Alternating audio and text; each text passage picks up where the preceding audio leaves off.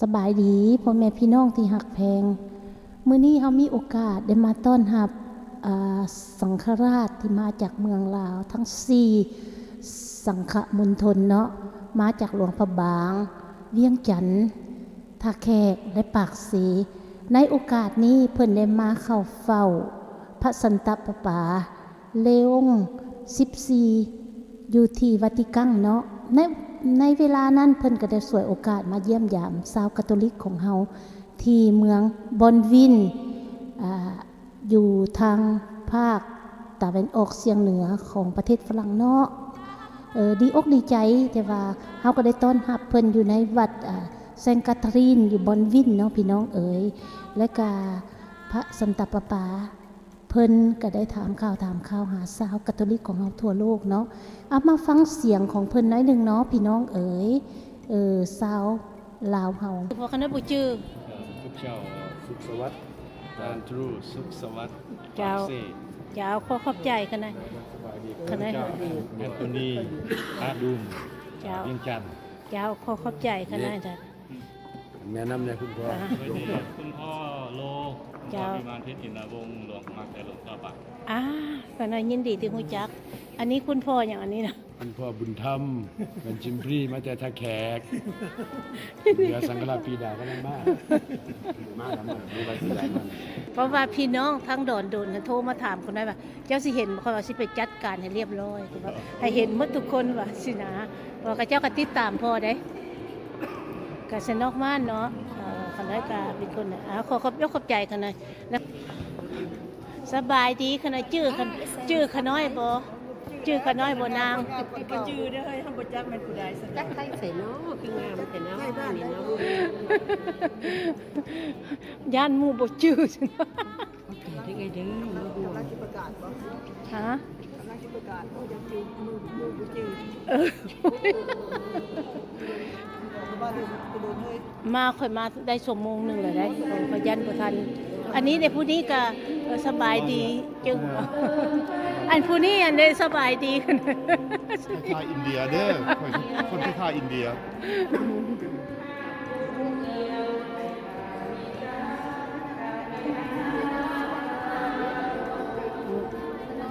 เด้อ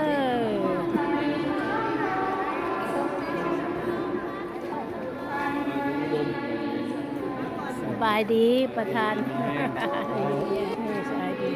สบายดีเด้อมีสบายดี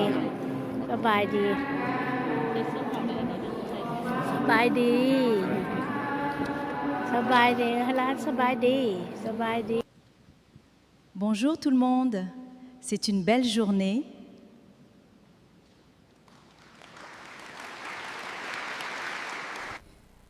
พี่น้องที่หักแพง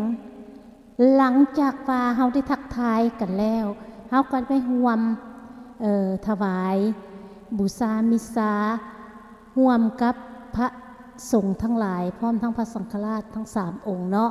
เป็นความภาคภูมิใจของชาวคาทอลิกที่ได้ต้อนรับเพิ่นและก็เฮาให้เกียรติศักดิ์ศรีให้ซึ่งกันและกันเนาะชาวพุทธชาวคาทอลิกเพิ่นก็บ่ได้ว่าหยังเพิ่นก็มาร่วมหักแพงกัน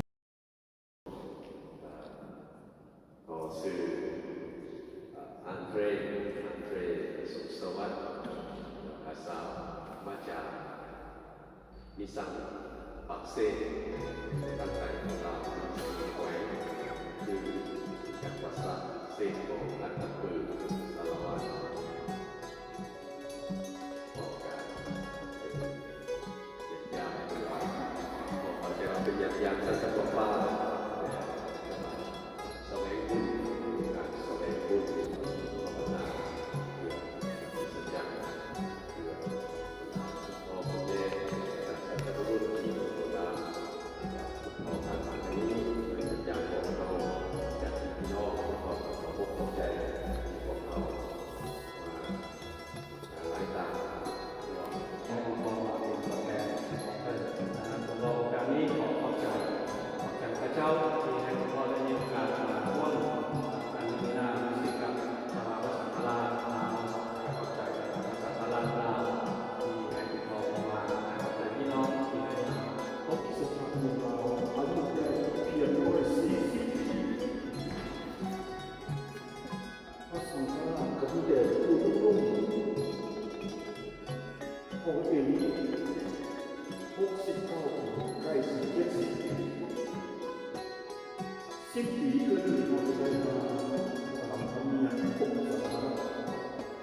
คำสีมาอีกคนตัวเองกับ80 ปีคือสิบริมาและคือสิบริมาเลยที่สุดคำอยากไปคำอยากพบเสื่อมเริ่มเสื่อมไปยาวเวมาเวแก่เวยืนยันเวความสุข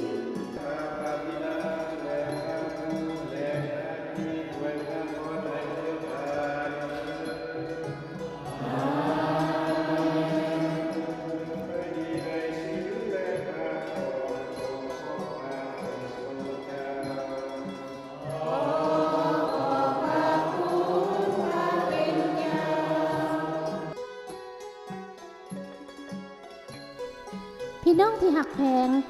หลังจากเสร็จพิธีทางศาสนาแล้ว พวกเฮาทั้งหลายก็มีโอกาสได้ถ่ายรูปร่วมกันเนาะพร้อมทั้งพวกคณะสังฆราชทั้งหลายและพระสงฆ์ด้วย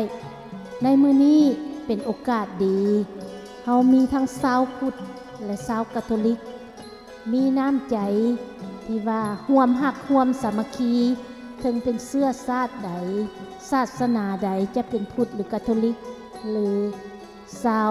ลาวหรือชาวเวียดนามเฮาก็มีความภาคภูมิใจได้มาพบมาพ้อกันเนาะได้มาหักมาแพงกันหลังจากเสร็จพิธีนี่แล้วทางวัดแล้วเฮาก็พากันไปมัดคอต่อแขนเนาะอยู่ที่ซ่านหนึ่งต่างหากห้องหนึ่งต่างหากอีกห่างจากวัดนี้ไปก็ประมาณ4-5 กิโลเมตรเจ้าคณะกรรมการทั้งหลายเพิ่นก็ได้เสื้อเซินเฮาไปต่อมัดคอต่อแขน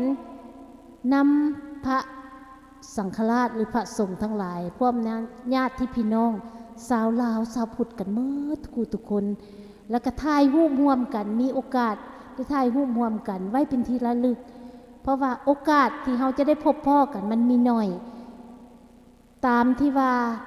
พระสังฆราชปิฎาเพิ่นกล่าวไว้ว่าเมืองลาวเฮามีแต่140 ปีเท่านั้นที่ว่าได้การแต่งตั้งพระสังฆราชขึ้นมานี่เนาะแต่ละทุกละ10 ปีเพิ่นเว้าจังได้มาเทื่อนึงนะพี่น้องเอ่ยฉะนั้นเฮามาร่วมกันมื้อนี้ก็ขอให้มีแต่ความสุขกายสบายใจเนาะ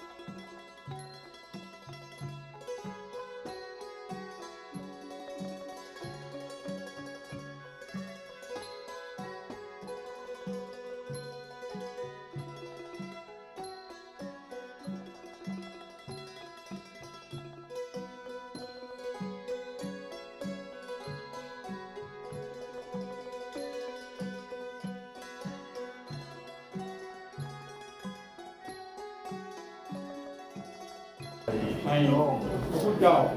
ทรงพอเป็นประธานของพิธีเกิดเป็นที่มงคลแก่พี่น้องเจ้าบริวารบางคนที่นี่เชิญพระพุทธเจ้าปิฎาณใน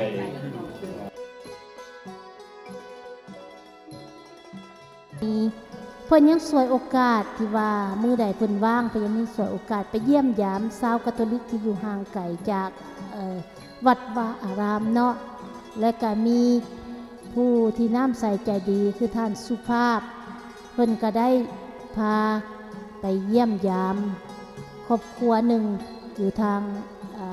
มักใกล้มักไส้นั้นแล้วก็ไปถามข่าวสารทุกข์สุขดิบเนาะ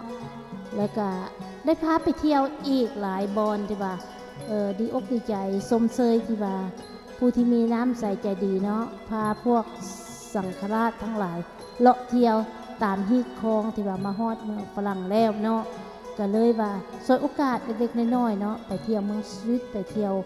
และก็ไปตูลูสยามพี่ยามน้องเพิ่นตามฮีดคลองประเพณีเนาะขอบใจกันนะ